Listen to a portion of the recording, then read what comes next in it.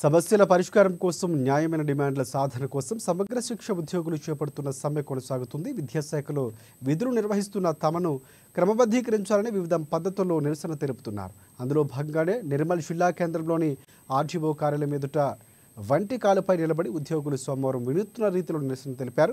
సమగ్ర శిక్ష ఉద్యోగులకు ఎన్నికల సమయంలో ప్రభుత్వం ఇచ్చిన హామీని ఏడాది గడుస్తూ ఉన్నా ఎందుకు పరిష్కరించడం లేదని వారు ప్రశ్నించారు. ప్రభుత్వం వెంటనే స్పందించి క్రమబద్ధీకరించాలని కోరారు. లేని పక్షంలో ఆందోళనలు మరింతగా ఉధృతం చేస్తామని హెచ్చరించారు.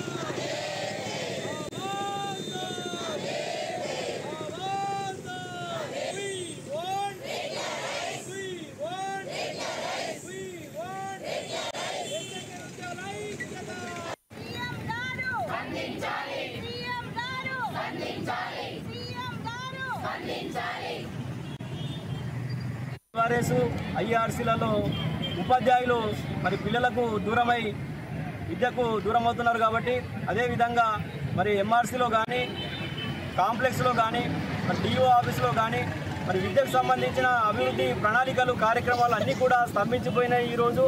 కాబట్టి తెలంగాణలో ఈ విధంగా చేసినట్లయితే మరి విద్య కూడా గుడ్డుపట్టే ఆస్కారం ఉంది. విద్యా వ్యవస్థలో కీలకంగా పనిచేస్తున్నటువంటి ఎంఆర్సీ సిబ్బంది కానీ డిపిఓ సిబ్బంది కానీ పాఠశాలలో పనిచేస్తున్నటువంటి పీటీఐ కానీ ఐఆర్సీలు కానీ కాంప్లెక్స్లలో పనిచేస్తున్న వాళ్ళు కానీ అలాగే యూఆర్ఎస్ కేజీబీవి అన్ని రకాల ఉద్యోగులను ఆదుకోవాల్సిన బాధ్యత ఈ ప్రభుత్వం పైన ఉందని చెప్పేసి మరి ఈ విద్యా వ్యవస్థలో ప్రతి సమాచారము ఇవాళ మండలాల నుంచి కానీ జిల్లా నుంచి రాష్ట్రాలకు వెళ్ళాలన్నా మరి విద్య అనేది అభివృద్ధి చెందాలన్నా వారి యొక్క సమగ్ర శిక్ష ఉద్యోగులు కీలకం కాబట్టి వారి యొక్క న్యాయపరమైన డిమాండ్స్ను ప్రభుత్వం వెంటనే పరిష్కరించాలని మమ్మల్ని అందరినీ కూడా రెగ్యులరైజ్ చేయాలని చెప్పేసి రెగ్యులర్ అయ్యేంత వరకు కూడా మా యొక్క సమ్మెను విరమించాలి అని చెప్పేసి ఈ సందర్భంగా మేము ప్రభుత్వానికి తెలియజేస్తాము.